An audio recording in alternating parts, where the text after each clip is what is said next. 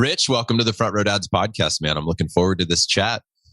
I'm so excited to be here. This has been a little while in the making and one I've really been looking forward to, John. Since I know that family is a priority for you, let's start there. Tell us about your family. I have 5 sons, no daughters, 5 sons. They are all grown and out of the house now. And the proudest thing of my life is they're not just surviving, they're thriving. And they're going to lap the old man 10 times. They're going to lap me 10 times, and I've lived a charmed life. And I honestly feel it's like the most significant contribution I've made to humanity is to raise these empowered, strong, powerful, good men that stand in their space that are not going to live in my basement and grow up to be serial killers. Yeah, that's right.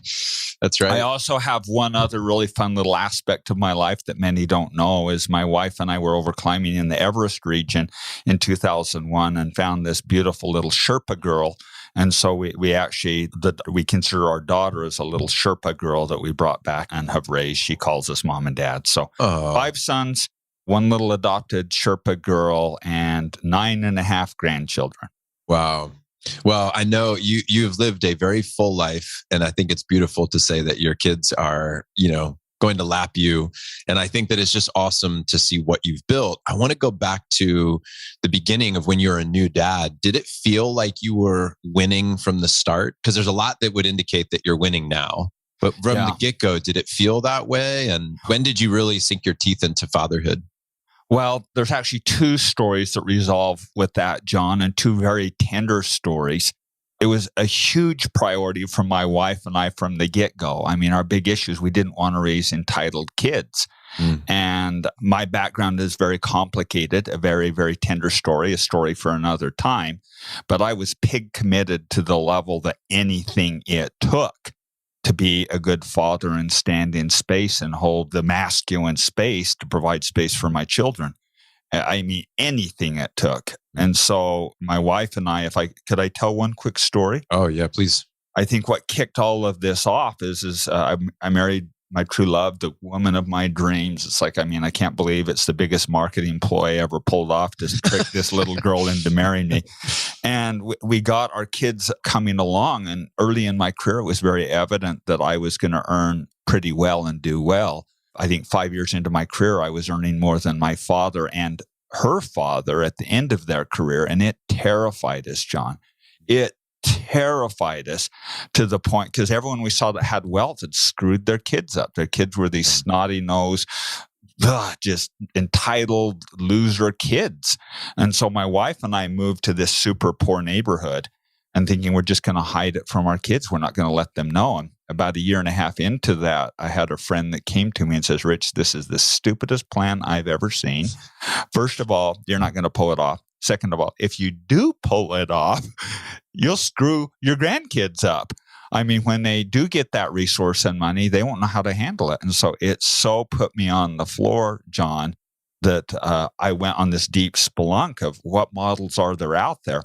I was very fortunate to have Stephen Covey as my mentor. I found a lot of financial models, tons of ways of how to make your money, to build trusts and how to secure the money and all of this, but nothing how to stabilize your family. So as every true entrepreneur, I secretly went and put this model we're going to talk in place when my kids were my oldest at that point was 5, my second son was 3, and put this very interesting model, don't tell anyone, in place. Yeah. And bit by bit, my wife and I bolted onto it. So that's the story of how it started. And indeed, I was like, it was my ultimate yearn is to kind of be the father that I honestly didn't have. So we'll come back to what that model is, but were there moments through the early years of fatherhood where you're like, this particular thing that we did was working? Do you remember the early successes where it was intentional, it was strategic, you did something and you got a result and you're like, I'm seeing the benefit of these actions? Yeah, absolutely. I think early on when I would get my little man, particularly if I'm out, pounding, my rule is if I'm digging, you're digging. If I'm pounding, you're pounding. And so I got my little 2-year-old still in diaper, turning his bottle around, turning his bottle, and he has a little plastic hammer. And anything I'm doing, he's banging on or hanging. And he's now like 27 years old. He's actually the son that we lost the little grandchild with. And the same thing. He called and invited me. I mean, John, what a bang. He calls and invites me for all these activities. So yeah, I think early on, that was like, just wanting my little men to be there and model after me and making sure I better keep my crap together here because they're following what I'm doing. So I think that was the first instance. I remember one time out, we had like an acre of land and I'm out unmucking the barn, and my oldest son, who is like 3 at that point, is picking up all the chicken poop with his bare little hands and putting it in this wheelbarrow. First reaction is, no, stop. Second reaction is like, yeah, that's it. We got it. Yeah, that's right. And how about, again, it's a sensitive area to say regrets, because some people, it's clearly like no regrets. It happened the way it was supposed to happen. But are there things like, if I could go back and do this one over, this is where I made a mistake. These are the things I went off course here. My errors. Yeah. Very transparently too.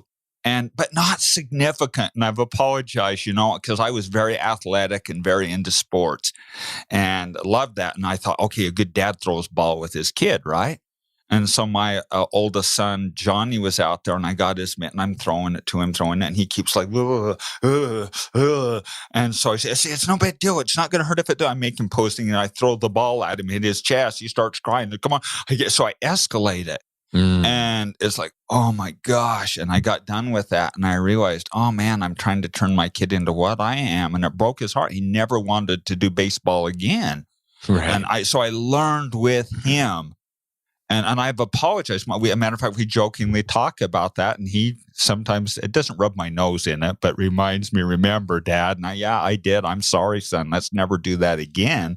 Yeah. But I learned at that point is let my kids be who they are and pour fuel and gas on what they are, not on what I want them to be. It turns out that he was and it killed me. I have to say, it embarrassed the crap out of me because he was like this band geek. He wanted to be the drum major. So my wife and I, front row, were there, and it turned out marching band's pretty stinking fun. And so we got these 5 sons, and every one of them are so different that so different. And what I learned out of that is fuel what they are and never, ever escalate on something I want. That was the first. I do have one other if you want to hear it. But tell me. I love your stories. So midway through my career, I was having this amazing experience. And I grew up in a rural community, 2,000 of us if you count the cows. And I was so eager to freaking get the brass stars and win it. I was the youngest general manager in the history of Mitsubishi Electric at that point. And I was flying like 150, 200,000 miles. I mean, I'd sleep under my desk like a day or two per week. And I got a call from my boss and mentor at the point, Dr. Peter Horn, summoning me to Birmingham, United Kingdom. And this wasn't uncommon. It would happen every 3 or 4 months. And so I jump on a plane, Salt Lake to Atlanta, Amsterdam, across the channel into Birmingham, United Kingdom, 22 and a half hours later. And Dr. Horn whooshes me in. It's this way, not that way. And Rich, this is the conversation we had. Rich, today's visit is on a personal matter. It's not of a business nature. We're delighted with the progress you're making in the U.S. market. However, we need to have a personal chat. Rich, you can replace anything in this life. You can replace jobs. You can replace cars. You can replace your ring. You can replace anything in this life. There's 3 things that you cannot replace. You cannot replace, number 1, your health. Number 2, your trust relationships. And most important, your family. Go home. If you're in work in the next 2 weeks, you're fired. Whoa.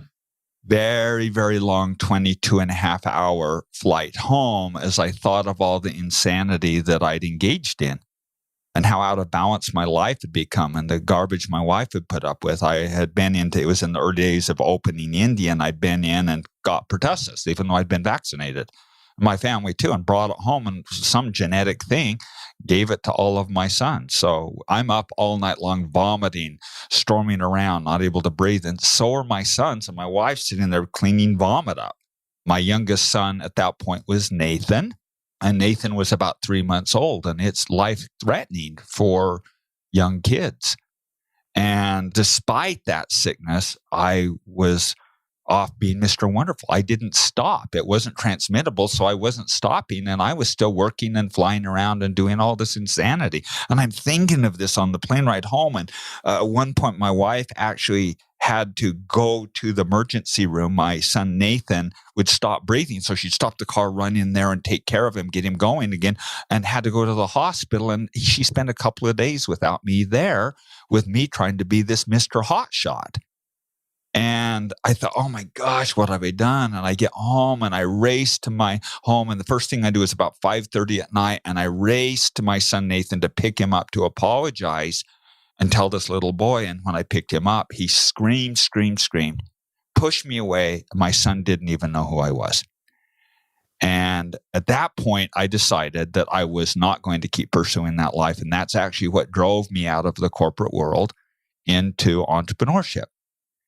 And a defining moment for me. It took me a year or two to actually get there, but I have no doubt I would have been the CEO of an Inc. 500 company right now. 100%. I know it.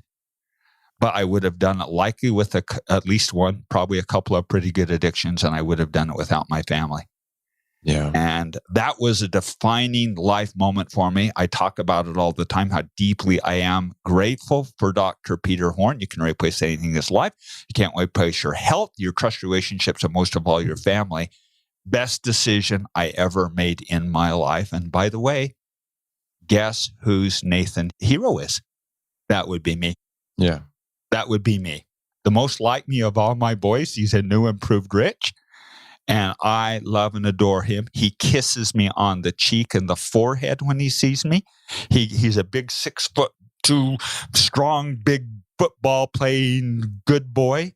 And he loves the dickens out of his papa. Most meaningful decision I made in my life came at that young age, where I got things corrective and on balance, John. So Peter Horn had this moment with you where he shared these words. What was it that he saw that prompted such a strong statement and request? Well, he had seen and met my wife. He loved me. I think I got the job because of my wife more than me. That was part of it. But also, he really believed in me, and very gratefully, I've had a couple of 3, 4 key mentors that gave me that kind of context and that wake up. I mean, I'm eternally grateful for him. And I think I probably would have figured it out, but there would have been blood and carnage along the way. And fortunately, this happened pretty young. It happened very similar to the time frame where my wife and I started putting this model in place. It wasn't like I was malintent.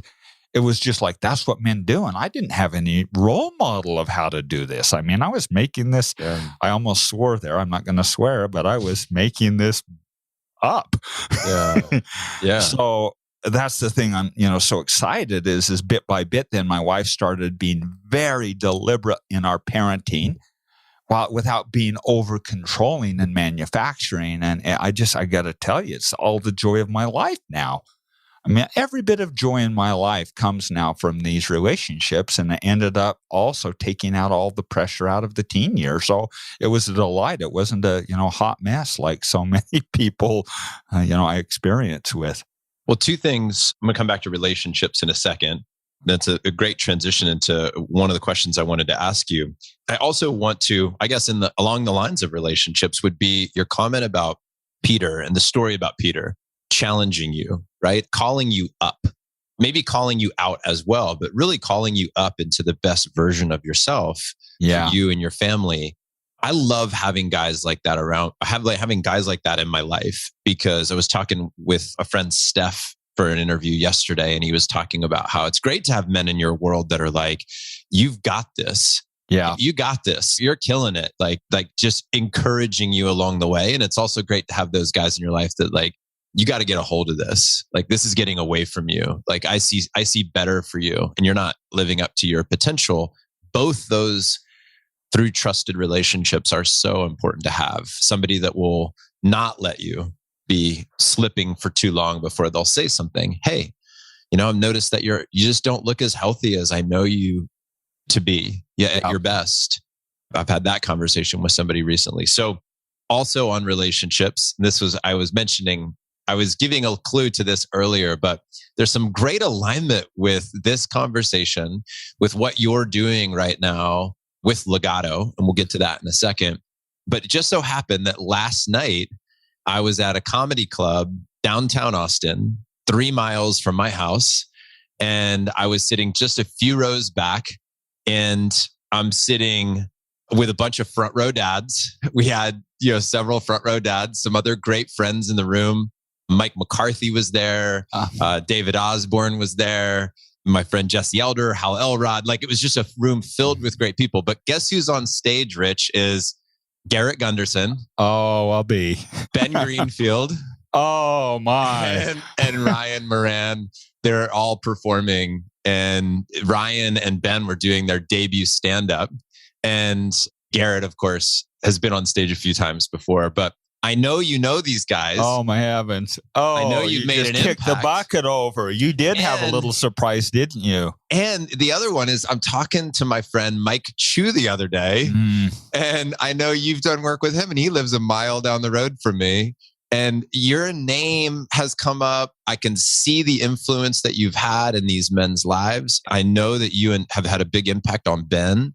And I want to honor you first and foremost. I really do, man. You've built an incredible life for yourself professionally, of course, and we could spend hours, days, months unpacking that world for you.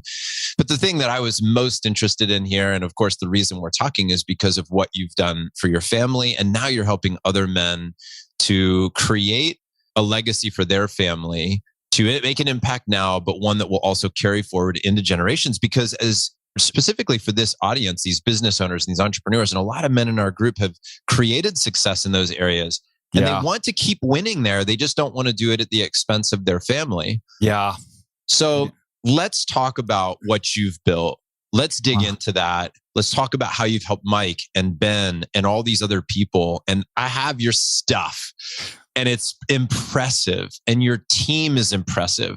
Like, this isn't you're not dabbling in this. No. You went after this project like you have everything else. And it's just awesome. So we could start anywhere, but maybe we could just start with an overview of, all right, what is this that we've been teasing now for a while? I would absolutely love to do that. But if I could just jump back to several comments you triggered. And first of all, acknowledge that amazing network that you had mentioned, and how tender my heart is when I see men that have the courage to stand up and be leaders and lead in their family. And it's not easy, and those men have. I had Ben and Jess and Taryn and River down to my cabin. We did a 2-day event. I just have to say, Ben is the bomb. The only one that's cooler than Ben is Jess, and you should see the crest that they built. Oh my heck. Ask Ben to show that to you. And Garrett has been so generous. As a matter of fact, part of this program, the structure is family constitution, and my dear friend Scott Ford purchased that from Garrett and implementing. So I just honor those individuals. And you'd made the comment about how men need to be precipiced and honest in our life. And when we truly love people, that's what we do. And I think the question now, John, we have is, how do we play that role and help others? Much of the work that I did and what I'm known for is this early stage entrepreneur stuff. I caused part of the problem. I caused a lot of the problem. I vowed never, ever again would I go public. I was kind of in this private, like under the water mode in my life, and had this wake up, just spiritual thing where I wasn't like, I was told you have to do this. It's too important because we've got to stabilize families and get divine masculine and feminine in balance.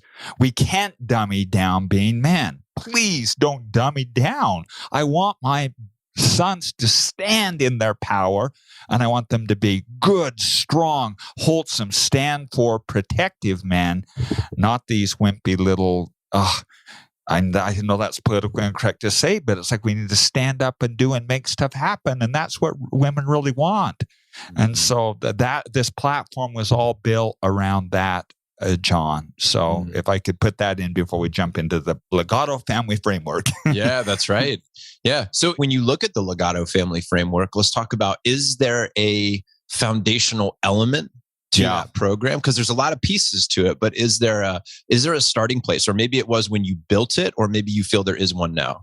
Yeah, there definitively is. And maybe I could go through I feel really prompted to talk particularly about the fourth pillar today. So maybe what I could do is just highlight what the platform is, what the framework is. I mean, gosh, what if I just had this when I started? Oh, my heavens, the brain damage it would have solved. So maybe I could go through the platform, but I think that particularly I'd like to talk in what time we have on the rites of passage and putting that in place very deeply for your family. So would you like me, John, to just quickly go through what the framework is? And then could we spend most of our time on what I call rites of passage? Please, yeah. Okay, the platform of this has to start with values. Any organization or institution that survives and thrives has to have clearly defined values. John, Front Row Dads has values. Businesses have values. My SUU Thunderbirds education institution, very clearly defined values. The U.S. has values. The Quanah Clubs has values. For crying out loud, the Bloods and the Crips and M13 have values. Have you taken the time to clearly define and understand what the values are in your family? What are you going for? I've already mentioned several of the key ones for my wife, and you have to do that before you do anything. Otherwise, you're just like building on unsure foundations. Equally important to this platform of values is what values you throw away, because every single family I've worked with, and in all transparency, many of the families I'm working with are very, very wealthy or influential family, at least on a personal level. But we also carry junk. So what values do you need to throw away? In my family, guilt and shame was used like peanut butter and jelly. Throw a little bit of scarcity in there and you got it all stirred up. So what values were passed into you through either genes or learned behaviors that you need to very deliberately extract from your family? So that's the platform of where everything starts. And real quick, let's just also 10,000 foot view, right? Zooming out. Is this a workbook? Is this an online program? Yeah. Are these private coaches? Just so we're knowing how somebody is experiencing Legado. Okay, beautiful. That's really a great question. And normally we end with that, but yeah, there's an online program you can engage that's pretty effective, and it's just a bunch of training modules, courses, walk through with a workbook that you can get that. A bunch of really fun exercises that I put together of how you extract and pull the values out. So there's just a strictly online that's super, super cheap. There's an assisted one where we're seeing incredible success, which is online with a weekend or so retreat. That's second. Number three is there are groups that are hiring and either myself or some of our facilitators to come out and run everyone through. So that's the third option is group together, get 20, 30, 40 families together and do it.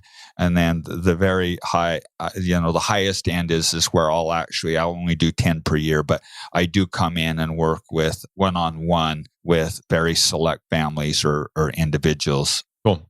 I just know our audience, and I already know they're asking themselves, how am I going to implement this right away? Well, here's the difficulty. Here's the difficulty is what it took me to do. It took like 10 years to figure it out. And we had to get away, because if I'm going to get particularly young entrepreneurs to get out in front of these big problems that are happening, it had to be scalable. And so indeed, we built the scale into it in a grand way.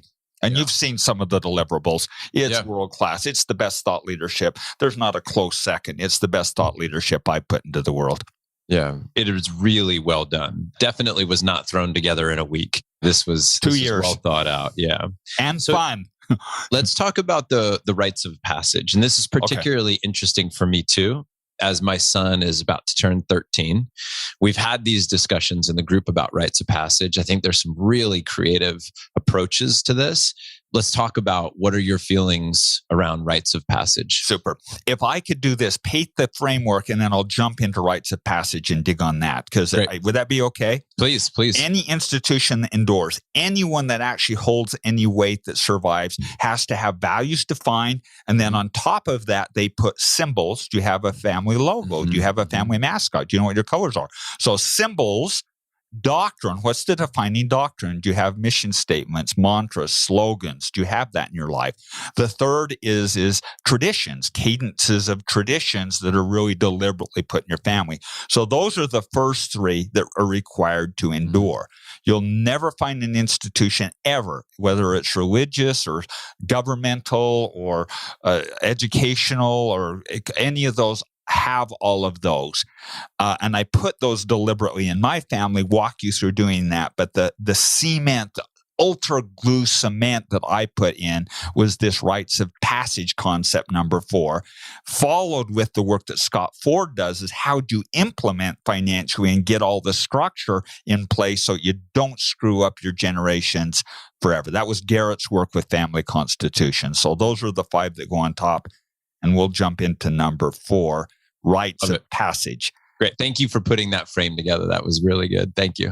Yeah, that's the Legado framework. This isn't your first rodeo, Rich. You're like the perfect podcast guest because I can ask any question and you'll just course correct me. You'll just get us back on track. So well, it's very evident. Rich. You're the jam. You know what you're doing, and I love your group. This is cool. So back down into rites of passage, I considered this the epoxy cement that would never undo the values with my kids. And so based on what the values were of they'll come out here. So, and it's probably worth writing these ages down, irrespective if you engage what we're doing or not, is the critical ages I did the research on was 8. 8 is the age where the amygdala kind of starts closing, the soft spot, and kids start self-operating. So that's out of like early childhood. The next is 12. That's puberty. 14 is when kids make the right decisions or making course decisions. It's not 16, it's 14. 16 is the age when career starts taking place. And then 18 is when every son must kill his father and every mother must leave her daughter. And so we put in each one of those ages very significant rites of passage. I pre-apologize because I overbaked this. You don't have to overbake it to this level, but I definitely overbaked it. And people go, I can never go that extreme. Well, like Ben Greenfield, I'm never going to go that physical biohacking extreme either, but it doesn't mean I can't learn. So with that context, let me jump in and share kind of the rites of passage that we put in place with our values. 8 years old, 8 is great date. One-on-one date with our kids, super simple. They get to pick dinner for the first time. You go to eat a god-awful dinner and then go into a private location and have open, complete dialogue as deep as they're ready to go on sex, on drugs, on bullying, on use of technology, and open the dialogue and never end it. Open, complete, transparent dialogue in our family. So that's 8 is great. 12 years old, we call that the non-entitlement trip. So I took each one of my children to a third world country for 3 weeks. The first week we go ride elephants in India and go to the Taj Mahal or go to the Pokemon Center in Japan or go some crazy cool place and have a world-changing experience that most adults don't have. The second week, we go into a Mother Teresa orphanage or go into Kathmandu and Nepal and hold the little lost girls that had been rescued from either sexual slavery or being killed for their organ harvest in India and China and touch humanity on a very deep and visceral level. You don't come out of that age, 12 years old, and not have a context of humanity. It squishes all entitlement dead out of you. On the third week, we travel home and talk about what does it mean to be a Christiansen man? Protect, provide safe space for women, and fix a lot of shit. That's what Christiansen men do, for right or wrong. That was kind of our values. And so instantly at that point, my sons then have the context, fixing dad, providing dad, seeing me going on a trip and safe space for women, dad. So it gives them a context of what does it mean to be a Christiansen man. And your values will be different than ours, but nonetheless, it's really profoundly effective. Zero entitlement from any of my kids from day one. 14 years old, every one of my sons has been on a major world mountain peak with my wife. My wife and I do that one together.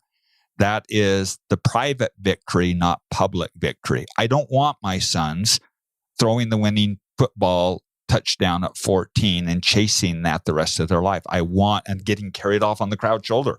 I want it done in private, doing really hard things and getting the strength and inside rather than externally having to look for affirmations and attention.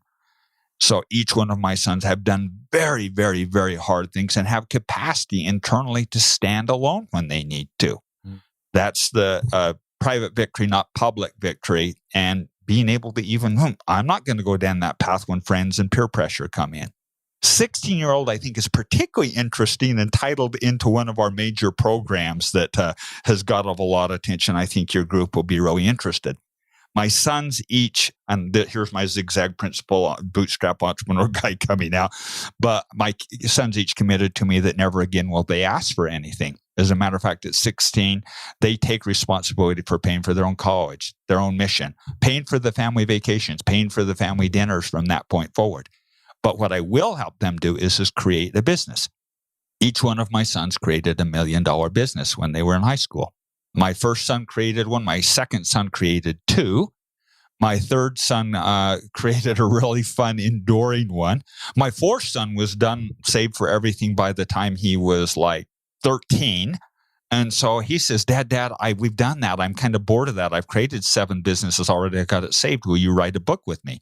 So Toast Turned Purple was written with my son, Timmy, and he became a best-selling author. True, it was only Amazon, but nonetheless, best-selling author at 16.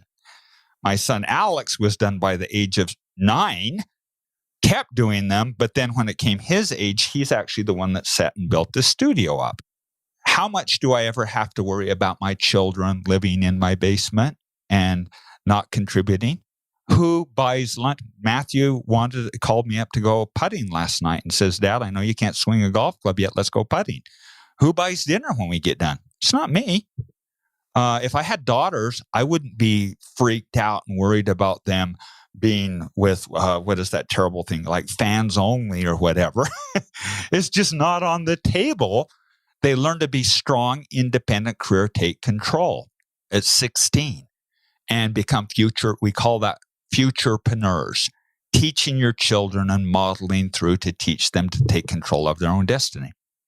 So then we do something very interesting that makes people's mouths fall open because we actually kill the business. When they turn 18, we shut the business down and contribute all the excess funds back to charity, the one when they were like 12 years old.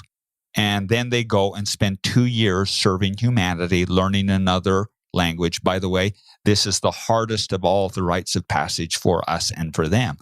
But they'll go off for 2 years and just deeply, deeply serve humanity, learning another language. And when they come back, my sons are totally my peers. I ask advice from them as often as they from me, and they're my dearest friends. And they're no longer like 20. They come back as 45, 50-year-old mature men. And I don't need to go into recount the successes they've had, but we'll put it this way. It's been beyond remarkable. Success, what they've had in their career, you wouldn't believe it if I shared with you. And so I did vote one interesting one on a couple of years ago, and this was young adulthood. It was you deserve a second chance. I deserve a second chance. We all deserve a second chance. I take them into a level 4 security prison, and we spend 2 days teaching fatherhood and entrepreneurship. And after coming out of that, you realize that most of the guys in there did not have even a first chance. And I then apologize to my sons and say, I'm so sorry, sons. My generation really dorked it up. We really boofed this. We've messed up the environment. We got misogyny going on. Our political system's all divisive. And we created social problems like this. Sorry. Now it's your responsible to fix this. And so kind of pass the baton to them to solve some of these really big hairball social issues and social injustices. And that's the rites of passage, brother. That's the rites of passage and the power that comes out of implementing. And I know we ended with the PhD part of it, but every family I've worked with ends up with even funner, better. Like, I worked with one billionaire family 2 weeks ago, and literally he stood up, threw his arms in the air and says, "This is the first time in my life I have not been afraid that my wealth will mess my family up." And his wife literally came up and started dancing around him, kissing him on the cheeks when they came up with the 14 and the 16-year-old rites of passage in their family. And it's the bomb. It's just the bomb what families are doing. One family out in Australia, Native American, they're paddling a canoe to where their father got saved from the cannibals and talking about, it's just crazy what you can do if you put a little forethought in to create these. So let me see if I can just repeat back quickly what I just heard. So there's at ages 8, 12, 14, 16, and 18, these are the milestones. 8, you open a conversation. You essentially say, "Hey, here's some really big things that we could talk about." This is the start of the conversation. Age appropriate, kid appropriate, perhaps is a way to say it, right? You know your child, but you're opening up the convo and it never closes down. 12, this is the time when you're taking them to a third world country, a 3-week trip, and essentially sounds like fun on week 1, serving on week 2, right? Squashing entitlement, and then some values. What does it mean to be a Christiansen kid? And then, and correct me if I'm wrong on any of these, I'm just doing a quick high level summary as I heard it. And then 14, you're summiting some mountain somewhere. And I think I heard maybe you were on Everest 3 times. Yeah. 3 times we've stared up the throat of Everest. I've had a kid on top, 2 kids on top of Kilimanjaro. We've looked down on Huayna Picchu. So hard stuff. We're talking balling yourself to the top of the mountain, hard stuff. Yeah. Big stuff. And that's a private victory. And then 16, they're creating a business and they're starting to own their financial world. They're paying for things. They are, right? They're paying for lunches, college. They're saving up. They're taking care of themselves.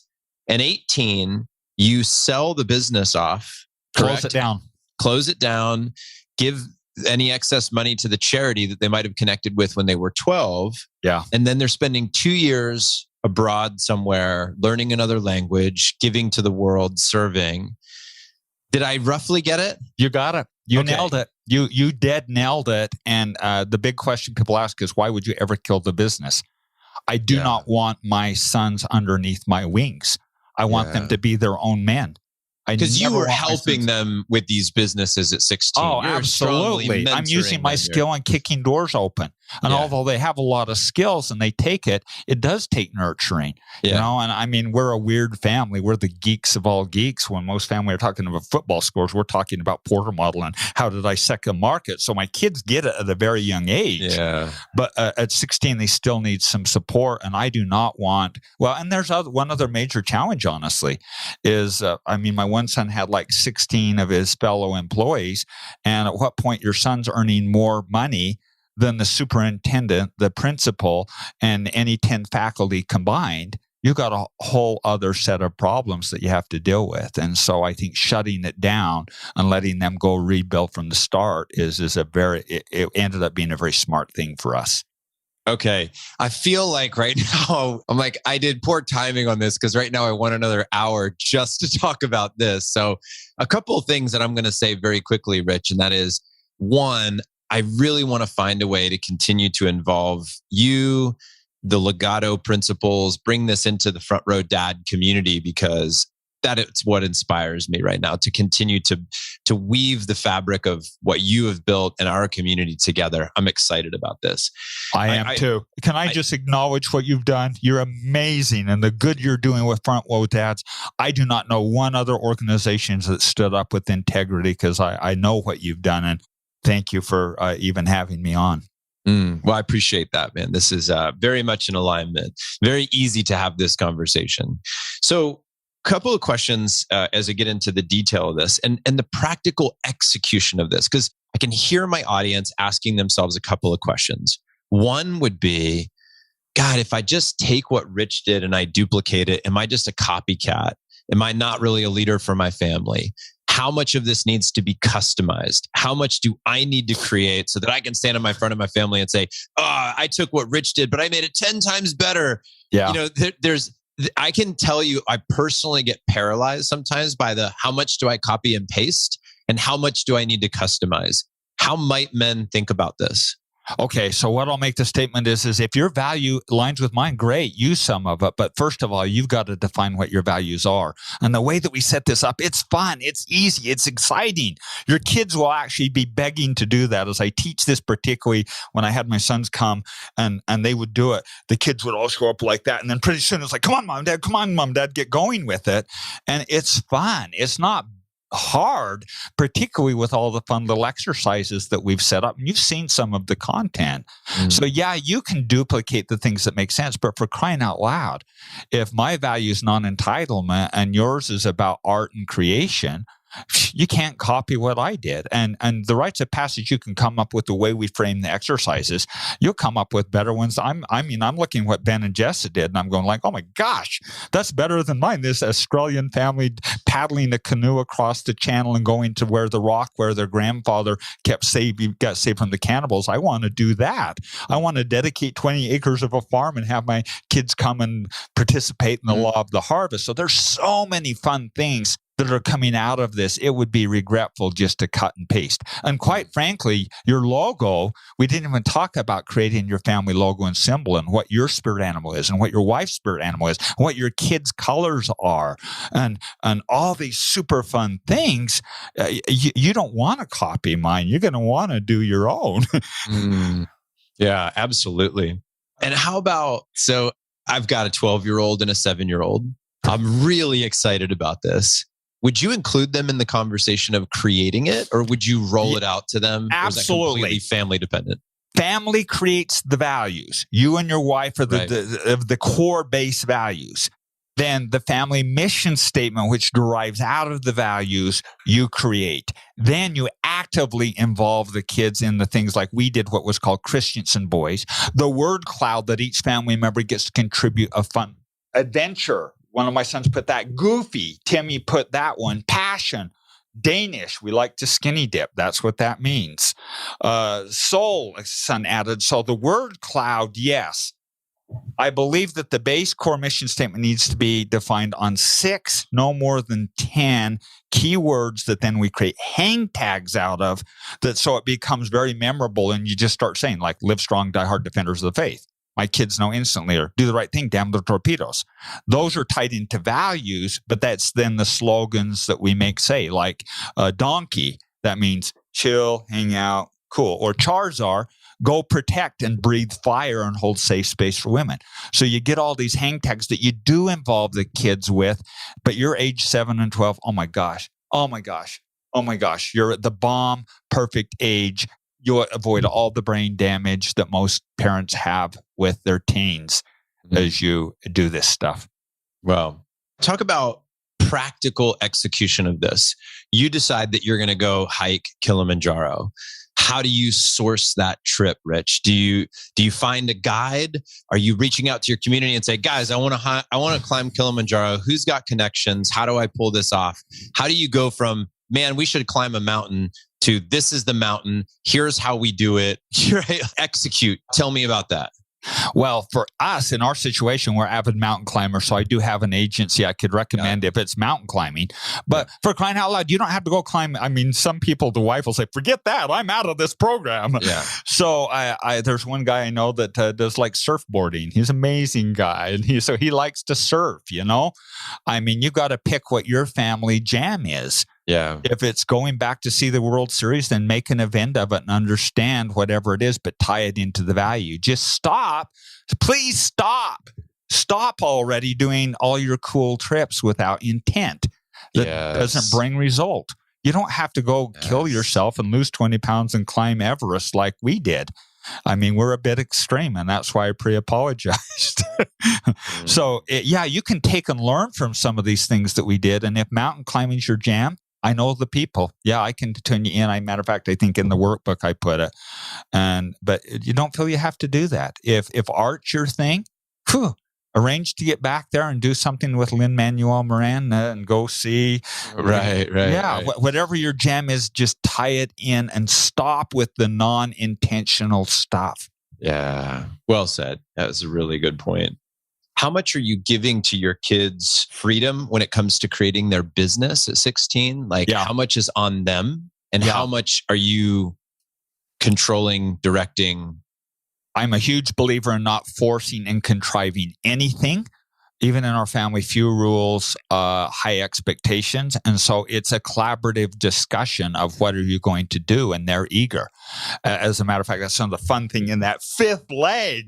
That's what we're using my wealth. I'm so excited about. I'm not going to screw my grandkids up or my great-grandkids or my great-great-grandkids. Guess what it funds? Guess what my wealth funds? It's a stewardship. If I tried offering I don't know what the name calls is a bunch of money to my kids, an inheritance to my sons, they'd be mortally offended because they're going to add to the family pool. It's a stewardship of giving away to fund and keep the family legacy cabin, one. Number two, family vacation keeps getting funded with the wealth and wealthy contribute. And then every one of these rites of passage into perpetuity get funded out of our wealth for my great-great-great-great-grandchildren, including the $5,000 to start a business. And so, my sons are so hopped up about this and engaged on it. And they can even change some of the modality a little bit if they want to, if they need to adjust it. To what degree is religion a part of this process?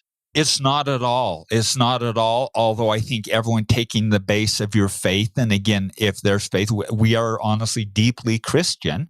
But we actually had a subtractive document to remove some of the values of the guilt and the shame and the intensity. So you've got to ask if it is religion. That's why yours can't be mine. I'm really big on, I think it's more connection to God and spiritual nature or what's serving you more than actually framing into some religion. I think that honestly, I don't mean to, I'm being really honest here, but I think that's stupid. And in our situation, we had to subtract some of the religious overtones that was not fruitful for our family. So in the program is zero religious. It's you've got to frame what do you bring that's serving you well, and then what didn't that you carefully extract. I feel really strongly and passionately about this because the millennials are really dorking it up. I mean, there's a few things that rightfully are very wrong, and their solution is throw it all away and then jump into the fire. That's really stupid to throw hundreds of thousands of years of learned wisdom away.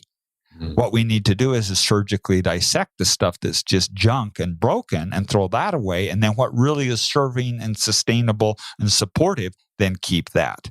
Yeah. I hope that wasn't too offensive to say that, but I think that it's truth. If I think back on all of our shows, you're pretty safe. I think you're pretty safe. That's great. Rich, what do men need to do right now? If their interest is piqued, they're like, man, I really appreciate Rich. These are solid principles that I've heard. I know there's a lot more here. Where do I go from here? What am I doing next? Go to legadofamily.com, Legado family.com, and you can find a lot more information out there. If you want to reach out or contact, you can reach out. Is it info@legadofamily.com, Cam? hello@legadofamily.com. And quite frankly, if you want some more information, then let me come back and I'll go a little deeper with you. That's great. Well, great, Rich. This is awesome. I'm not going to try to cram a bunch more questions in here towards the end. I'm going to leave some breathing room and just say, let's reunite again in the future and take that next step and figure out how we can keep bringing these incredible principles and ideas and frameworks to the Front Row Dad community. So thank you for being here today. I really appreciate it. We'll link to all the goodies at frontrowdads.com in the show notes under this episode. And Rich, thank you again for showing up for your family in a way that now helps us to show up for ours. Thanks so much, John. What a privilege to be here. Appreciate it. Gentlemen, thanks for listening to the show today. 2 actions to take from here. First, implement one thing that you learned from the interview. And number 2, share this episode with somebody who values being a family man with a business. If you're enjoying the Front Row Dad podcast, the biggest thanks we ever get are honest reviews. So thank you for your feedback in advance. We read all of them. And if you want to learn more about the Brotherhood, which is our private community of 200 men from 6 different countries, visit frontrowdads.com for more info. If you're wondering what the hell the Brotherhood is all about, I'll leave you with some real feedback from guys who are active members and why they are part of our crew. Thanks again for listening to the show, and I'll catch you on the next episode. You had this passion for wanting to find a way to make you a better parent and a better husband, just better in general.